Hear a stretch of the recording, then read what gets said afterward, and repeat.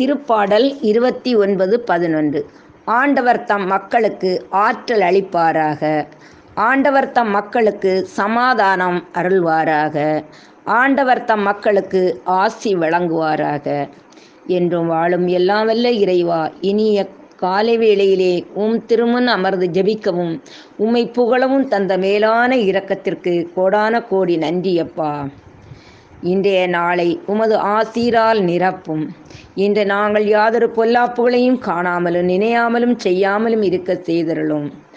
நாங்கள் ஒவ்வொருவரும் இறை பக்தியிலும் இறை பற்றுதலிலும் நேர்மையுடன் வாழவும், இறை வார்த்தைகளை தினமும் தியானிக்கவும் நல்ல உள்ளத்தை தாரும்.